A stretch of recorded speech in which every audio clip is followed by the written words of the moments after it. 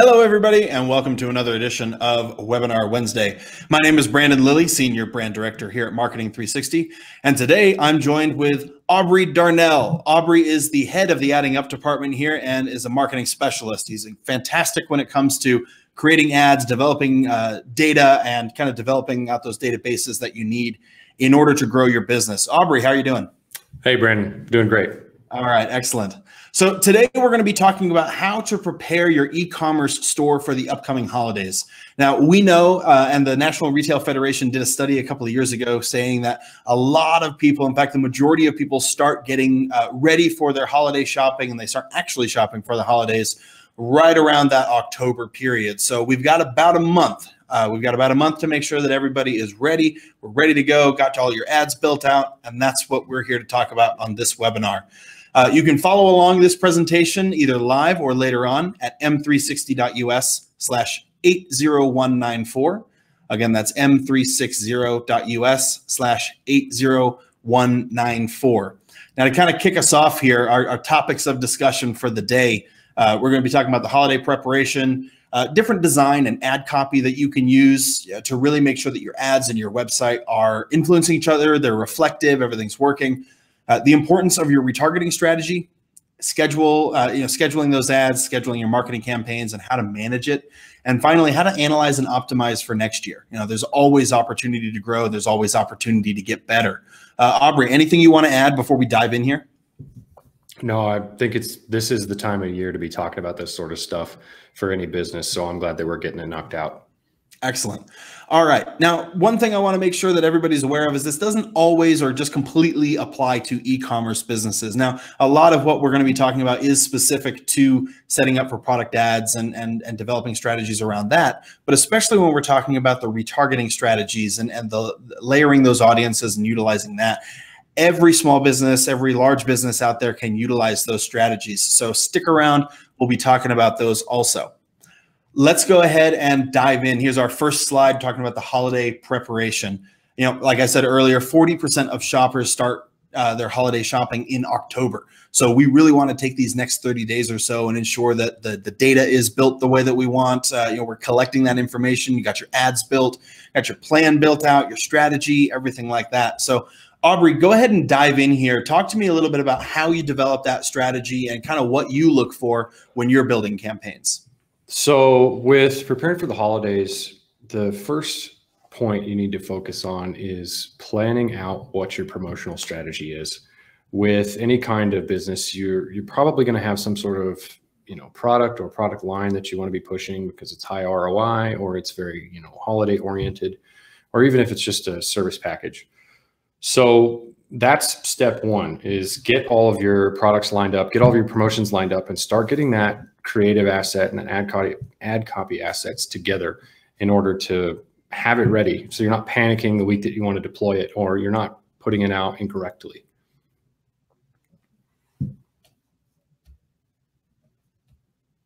Can you guys hear me? Okay. Well, while he gets back on, I'll keep going on it on the topic. So in any case, what we like to do with our clients, like I said, is get our plan laid out. What's the promotions we're going to be running, and then start lining up the creative assets in place. And secondly, that means knowing what audiences you're going to be targeting. Knowing what audiences you're going to be targeting means, who's actually buying. There's cool ways you can do that both within Google properties and Facebook and so on. And I'm going to focus on kind of what you do with Google first. It's important to understand that a lot of your people that are going to be shopping with you for the holidays, you're going to want to utilize what you already have, the audiences you already have. So you want to build out your remarketing audiences today. That might be users who visited certain categories of your products or services, people who've just come back to your site multiple times, or people who spend a certain amount of time on site or have already bought. You can set up all these promotions for come back for the holidays and put discounts together for them and get all of your existing group of people remarketed to, retargeted in a way that's super productive for your bottom line during the holidays, and also allows yourself a little bit more leverage in new audiences. Since you're seeing so much success, you're going to see more success elsewhere in your ads account.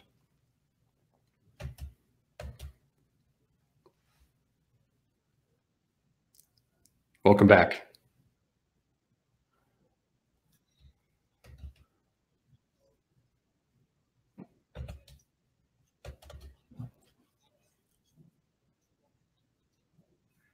No problem.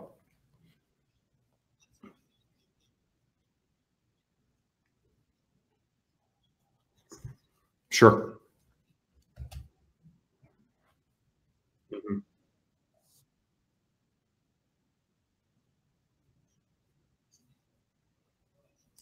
Right. So this is super important. The design team needs to be very well aware of what the advertising team is doing. Here at Marketing 360, what we do is we have a Black Friday plan that's laid out well in advance. And the designer's aware of kind of what promotions are going on in certain time periods, as well as what landing pages those are going to be delivered to, what products they're going to be promoting, and those products or services kind of value proposition, right? So we want to be able to make sure those are all aligned. So you get a design element added to a web page. Those are what your ads kind of look like, or those are what they're evoking. So that creates consistency across the user experience, from kind of that browsing space to engaging with your brand, to being remarketed to, and seeing that consistent messaging, so that all the design elements and the ad copy are all aligned. So that applies to what your designers are doing in your banners, but it also applies to what you're doing in your text ads and in your shopping ads. So what we do with our shopping setups for both Google Shopping and Facebook catalogs is we'll create product variants that have different product titles or different kind of first few lines of the description, so that when the user sees them or hovers over them or what have you, whatever catalog element they might find it in, they're going to be hit with, in those dynamic remarketing ads or dynamic ads on Facebook, a consistent message that reflects the original intent or the original desire that they had when they saw the product. So on top of that, those people that you already have in your email funnel, you can connect back with them, even if they've not been around for a while, using email templates that do basically the same thing. So again, it reinforces the importance of connecting your design guys and girls with the advertising space, and making sure that the design of the email templates reflects the promotions that you're running, reflects the kind of priority products that you want to be running. You know, that's one of the things that I've always found to be most frustrating, or at least most difficult, when we're talking about making sure that the ad copy and the designs and everything like that is all set up effectively. There's nothing more frustrating than clicking on an ad that specifically identifies a promotion, right? Mm-hmm. Free shipping, it could be 10% off, just anything like that. But then it's not reflective, or it's not reflected anywhere on the website. Right. God forbid you get an email and the email is a specific promotion or something like that, and then that doesn't have the information that we need. You know, or when you click over to the website or the landing page, and it's just not reflective of mm-hmm. the promotion or the holiday or anything. So I love that you point that out, because I think it's incredibly important that we remember the design and marketing, or the design and the ad, all needs to work together. It needs to function together, because otherwise you are losing, or you're missing out on those potential sales. Yeah. And to kind of touch on the technology piece there, a lot of agencies and a lot of individual advertisers forget this, is that you need to be keying up your promotions now. Promotions being like your promotion feed and merchant center. You need to get that teed up now and scheduled and well out ahead of time. Again, because you don't want to, one, have the panic problem, and two, not have it applied to your product ads. Exactly. And we could talk all day about, ensuring that the design is the way that we want, and you can get overly focused on that. Something I would recommend to everybody, we do have a free design program or design platform. It's bannerbuilder.marketing360.com. Again, bannerbuilder.marketing360.com. That's a free program for everyone out there that is worried, saying, I don't have a designer, or I don't know that my design team can turn something around as fast as I need. This is a program that you can use for free to help build out some of the different ad designs, or even call to actions, email elements, just really kind of banners, anything that you would need there.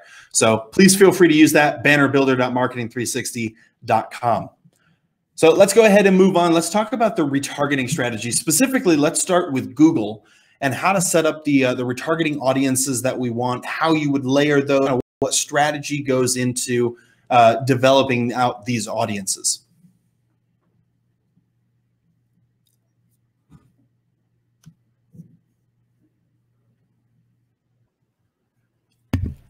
There we go. Sorry.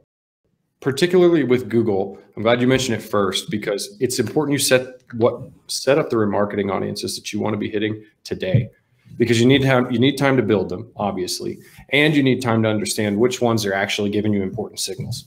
Oftentimes you'll build a remarketing audience if you're setting it up kind of thoroughly. There will be some that don't gain traction. That is, they may not gain enough users, or you see that group, window shopping and prep for the holidays. Another one, obviously, is spending time on the site. You can get time on site metrics over, anything important to you. Just base it off of what your existing time on site averages are versus conversion rates at various times on site. And then finally, category views. If you have a specific service or product that you want to be retargeting during the holidays, if you want to be running ads towards during the holidays, it's critical now that you have those people captured into an audience list, so that when the time comes, you can hit them with discounts, promos, literally just the product itself. Even with the last minute emergency shoppers, they'll come back and say, oh, right, that's an idea that I had months ago. And now they go buy it, on the 23rd. Makes sense. Right. And that's when you want to make sure your promotions are in line, because if you have like a guaranteed shipping date or something like that, and you're developing out these retargeting lists, and for a fact you've got people that are going to be delayed, or they're those last minute shoppers, that's a great time to ensure that your promotions, your designs on the site, any emails that you're doing, that they all kind of line up there. Right. Now, when you're building out these audiences, and in all honesty, it's not difficult necessarily to build the audience as long as you know where you're going. Right. Do you have a preference or a reason that you would build an audience either in Google Analytics or in Google Ads? Because basically analytics is deeper and it has more complex dynamic remarketing setups. So with AdWords, you basically can get, you can get apps. And if you're an app user, you definitely want to go with the ads side. But if it's a website-based business, you pretty much get like visitors of a page who didn't visit another page, or perhaps did visit, 2 specific pages, or pages with like a specific tag, which is fine, but it's not, it can't be as deep as analytics without further setup. And for most people, you just want something that works, right? So you can make targeting methods in analytics that are pretty much off of any default analytics data point, which is huge, right? Especially if you have somebody on your team who's like really into Google Analytics, what your KPIs that indicate conversion or indicate likely conversion. So key off of that, right? If they come in from a specific, demographic and interest group and did X behavior, retargeting audience, right? And then you can also get all the other retargeting methodologies that Google Ads itself has. So why not? Right? Everyone's got Google Analytics on their site anyway. So just use the more robust way to do it. Sounds good. And let's use that as a pro tip also. If you don't have Google Analytics set up on your site, you are missing out on a lot of potential data. You're missing out on the depth and breadth of information that you need in order to really maximize your opportunity and to maximize your efforts on an e-com world as we move into this holiday season. Right. Now, Aubrey, we do have a live question, so let's go ahead and get this one taken care of. Okay. What are the kind of the minimum programs or structures or applications that you recommend? We've already talked about analytics. If you're running shopping, we should probably mention Merchant Center, Webmaster Tools, things like that. What do you kind of define as the perfect storm of programs and applications to use? Okay, that's a broad question for sure, but kind of whether you're e-commerce or lead generation or service-based, you certainly need analytics on your website. You certainly need, your Facebook pixel, your ads conversion pixel and retargeting tag. But I highly recommend using Google Tag Manager for scalable deployments. That has a lot less to do with the actual shopping and like the holiday preparedness, but more about scaling your data environment. Using Google Tag Manager to deploy all of your tracking scripts in one place without, risking crashing the site because you inserted a script in the wrong place and so on, is easily the most scalable deployment. Secondly, Zapier. We use Zapier a ton for task automation and informing the right stakeholders when perhaps part of my business doesn't exactly integrate as well as I might like. I can send off, custom form I had built. I can make that custom form send off its submissions to a stakeholder CRM or, kind of any real endpoint that I want. If you're not familiar with Zapier, it's literally just API to API, connect various softwares to each other. So I recommend that highly for workflow automation. And even if you want to, you can connect it to analytics and do things like set up alerts for yourself if X happens. And then finally, you really do need a CRM if you don't have one. We built one in-house. Our CRM is fantastic, but there's plenty out there that you can use. And then let's see, finally, you need to be aware of kind of is it all working kind of assessment. And those are just Chrome extensions that I use. Facebook Pixel Helper, Google Tag Assistant, Bing UET Helper. Those are pretty obvious. Just make sure that you set it up right. Excellent. Appreciate that. Maybe we'll do another webinar talking about the different tools, tricks, and strategies that we can use to ensure that your data is flowing properly, different kind of pro tips on how to get information from one point to another, and then setting up those alerts so you can keep track of them. That's a great idea. All right, let's move on. Let's talk about our retargeting strategy as it relates to Facebook. Now, this is going to be a little bit different, obviously, than the setup that we experienced through analytics for Google Ads. And you're also trying to accomplish different things when we're talking about the Facebook retargeting strategy. So, Aubrey, walk me through this. Take me through the setup for Facebook. Why would we do that, and kind of how or how that changes between Google and Facebook? Right. So the cool thing about Facebook. One of the cool things about Facebook is that when you create a retargeting audience, it has look back. It's very robust. Anybody who's been in this, kind of defined group of, it could be anything, triggered the ad payment info pixel event or what have you. I can look back and capture all the people that did it historically. Now, that's not to say that you should just wait until the last minute to set up these audiences, because the other really cool thing about Facebook is what they call lookalikes. Lookalike audiences on Facebook are extremely robust. So you pick your desired behavior, be that, triggered the Facebook lead pixel event, or, like I said a moment ago, add payment info or add to cart, or even you can just set up view content on your key pages and then set up retargeting lists that target those events and then create lookalikes of those audiences. So then you have explicitly the people who have done that, have added payment info and perhaps not triggered lead or purchase. But you also have lookalikes of people who triggered purchase, triggered lead. Those lookalikes are people who don't know about your brand yet. So then you can hit them with awareness ads or reach ads or whatever you want, kind of top of funnel stuff now. And then you can start targeting in lower funnel targeting methodologies as you get closer to your critical season. So you go from these reach ads to perhaps, later in the season, you go to lead ads. If you're perhaps doing a get fit for the new year promotion. And then if you're doing some sort of e-commerce thing, you can obviously target it with dynamic carousels. So that's really what you do. You target your pixel events, you contextualize it with lookalikes so that you're reaching new people. And then you're setting up your dynamic product ads or your kind of like lower order lead generation ads in order to get them to convert when the time comes. And you can throw promotions in there, obviously, like we've been discussing. And you, of course, make your ad copy align with all of the design elements, especially on Facebook. It's super important because, design creative and video creative is so important on the platform. All right, so talk to me a little bit. We've discussed pixel quite a bit. What is a Facebook pixel? The Facebook pixel is Facebook's tracking suite. It's a script that deploys on the website. Obviously, you do it yourself. Various web platforms have their own automations or like script injectors, like BigCommerce, Shopify. There's some WooCommerce ones that work this way as well. And when you're doing anything that's kind of not that way, you have to set it up yourself. So that would be, you set up every page to do, basically they just viewed page. It's just the default pixel, right? But the other key pages, like I mentioned a moment ago, add to cart, add payment info, conversion events, you literally go insert a script that only runs if, let's say, the user views the cart page. Well, generally speaking, you can only view the cart page if someone's added something to the cart. And your site should probably behave like that if you're an e-commerce client anyway. So if the cart page is viewed, fire the add to cart pixel. If they view the payments page and click submit on it, you can set Google Tag Manager to fire add payment info.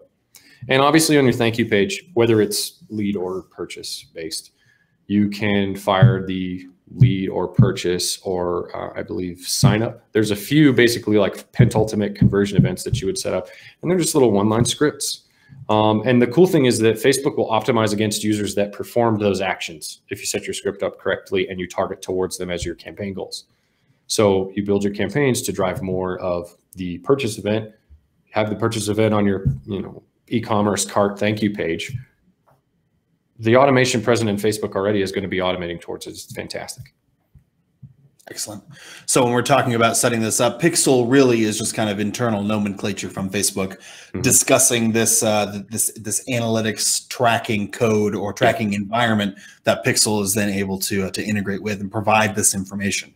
Right. So very, very valuable. Good to know. Within Facebook, when you're setting that up, you can specifically look for Pixel, and that's how you kind of get started on that. If you're using the business manager, you'll dive in there, go to Pixel, and then you can set those up. Your audiences, like Aubrey was talking about, you'll want to build those out after the Pixel is installed. So that's when you can start to go through and you can create audiences based around people that take an action or like an activity or fit a certain demographic that you're looking for.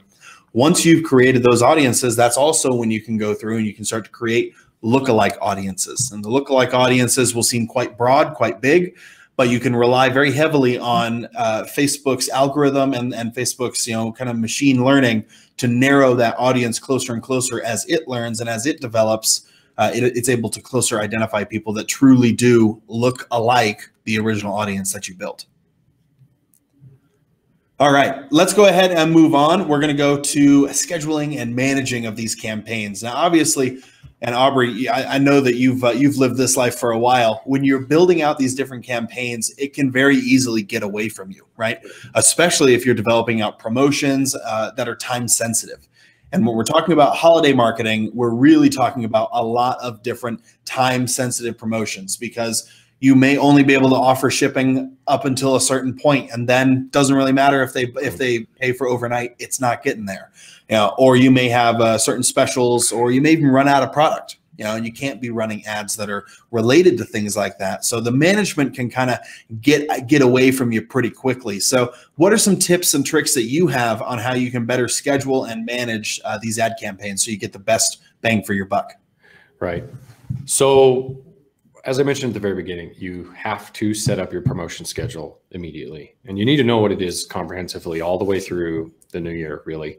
And that in our process looks like setting up a single promotion feed carrying all of the promotions for the entire period. And then, their schedules are laid out right in the feed itself. So that promo feed just, we set it up. We know when things are stopping and starting. And then we can set up alerts with, the stakeholder made aware of such and such promotion is started. So really straightforward. You have a reminder that just went live on Google Merchant Center. And if you're a stakeholder in your Merchant Center from a perspective of the like getting alerts on suspensions, you're really quickly made aware when you have a problem well before, hopefully, the actual promotion is supposed to go live. So following that up, you basically just want to, get the promotion scheduled, get your ad schedule lined out for when, let's kind of give it a specific example. Cyber Monday is massive for everybody. So pretty much Black Friday through Cyber Monday, what's your bid modifier? That should be dead obvious to anybody running advertising, is everyone is going to be bidding up during that period. And pretty much for like 4 days after, probably, you're going to be seeing increased bids. And if you didn't modify your bid percentage up, you're going to not be in position 1, 2, and 3 the entire time because everyone else is doing it. And that's kind of the nature of the auction, right? But this is everyone's critical period. We need to be selling as much product as possible. So you want to already have been working on your, call it, relevance scores on Facebook and quality scores on AdWords. And set up scheduling so that when the time comes, whatever that period might be, your modifier is as high as it goes, high as it can go, especially for the critical products or the critical like dynamic remarketing catalog lists, where that top ROI product or that product that I really need to push during the Christmas season is always in position one, always relevant. Great advice. And I think one thing that we can even think about there too is that just take a little bit of time in the beginning to set up these schedules, because you can set up budget restrictions. You can set up the daily schedule, the hourly schedule. I want my ads to run from this time to this time, this day to this day. It takes a little bit more thought up front, which I think is why you've referenced a couple times. Plan out what you want to accomplish in the beginning, because then you can reference that and you can say, I need these ads to be running at these times. If you've been running ads in the past, you can use a lot of that data to identify your top days, your top time frames, things like that. Because Aubrey, like you mentioned, everybody is going to be spending more money during the holidays. Everybody, you know. And if you are the company or the business that is not spending additional, or at minimum you're not optimizing the spend that you have, you are absolutely going to get blown away. Other people are just going to pass you. Your ads are not going to show, and you're not going to have the season that you need. Right. Especially, you know, we've got Black Friday, Small Business Saturday, Cyber Monday. We got all this stuff going on. So you've got to make sure, take a little bit of time in the beginning to really establish those different pieces that you need, so you can build out the schedule and not really have to worry about it quite as much moving forward. Right. If you have a maximum budget, you can set that lifetime within that schedule, and I highly recommend you do that. Yeah, and something really, really simple that we got to say is there are more auctions available for any given product, keyword, topic during this season than any other time of the year. If you haven't allocated an overall budget at a greater level than normal for this space, you're going to lose out on a lot of business. And when we're talking about auctions, we're talking about the increased search, the increased opportunity that Google has or Facebook has to actually display all this information. I've heard this before where people go, well, I don't want to get into a bidding war. Well, yes, you are going to be bidding against other people, because let's face it, Google's in the business of making money. Right. And when you're bidding your keywords, they're going to rank the keywords that are going to provide the greatest value to their customer, which is searchers. But the overall pool of people that are searching, like we saw with the National Retail Federation, 40% of people start their holiday shopping and they're searching starting in October. So you've expanded your volume of people and your volume of searches, which of course expands the opportunity for this auction to deliver these searches too. So you're not, like you said, you're not really going to run into a situation of, guess there's no more room. But if you ever do find yourself constricted where everybody wants to show up at the same time, you know, it's the best time, best day, then you do get kind of into that pricing and that budgetary war, where you need to ensure that you have allocated the funds that you need so that you can really increase the sales, get the conversions that you need, and have a great season. Right. So let's go ahead and move on. This is our final slide. Analyze and optimize for next year. And Aubrey, I think this is probably one of the most important things you can do. Let's say that everything is a catastrophic failure. 2018, worst holiday season you've ever had. Nothing went right. Nothing, you didn't sell the products that you needed to, anything like that. But all of your tracking environments were set up correctly, and you got all of the data that you could possibly need and possibly use. That still ensures that 2018 was a success, because it sets you up for to win in 2019. So talk to us a little bit about how we can analyze results and use even bad information or a bad season to influence another season for greater results. Right. Absolutely. You know, God forbid, right, that our entire holiday efforts go completely unnoticed by our customer base, but that can happen. The important thing is that you have set up these, retargeting audiences, and you've set up these promotions, and you can connect that appropriately to conversion rates. Specifically, oftentimes you're not going to terribly much care about return on ad spend as much as you would the rest of the year, but that certainly needs to be looked into, especially if you're running marginal products during this time. But the most important thing is to look at what that you delivered out there, what that you were promoting, what promotions that you ran, kind of what channels for specific product groups, which of them converted the highest rate, which ones are now coming back to your site. Those people who did buy X product, are they coming back? This information is super powerful, because you know how to do kind of the low intensity marketing to those people and those groups throughout the rest of next year, leading into, again, the critical holiday period. So this ties into, was my 3 visitors who hit 3 pages retargeting audience a functional and effective way to get conversions? Or perhaps was it, you know, did I need to combine that with demographic info when they came into the site? Those are the highest converters. That's why it's important to use that demographic and interest report in Google Analytics, and the same kind of demographics info available on Facebook, in order to connect back with, okay, these are the actual groups of people who are interested in my product or service. If you have even basic skills in how to dive that data, it's extremely valuable, because then you know your dollars need to go, right? You know when you need to be bidding up. If they apply, if a specific attribute applies to them, throughout the next year, you want to raise your bid modifier perhaps on those kinds of users, especially within Facebook if they're within a lookalike of any of those kinds of combinations. So you take the data you already have, what converted the most, or what, you know, spent the highest in a single conversion, you know, what users basically like loved your brand the most. You find how to do more of it specifically through targeting those exact same things.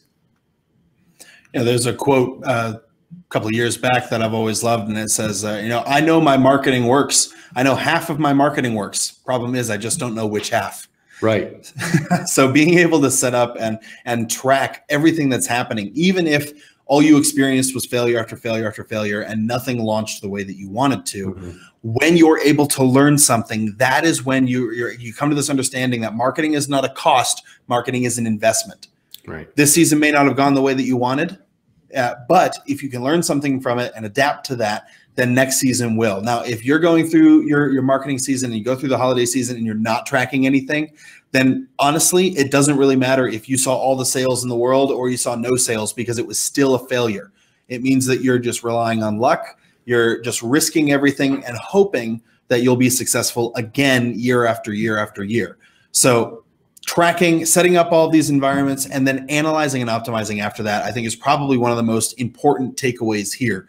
The individual strategies, you know, you can learn those. You can check us out, marketing360.com. We've got a bunch of different resources on how you can set these things up and what you should look for, the strategies to develop, so you can learn all that.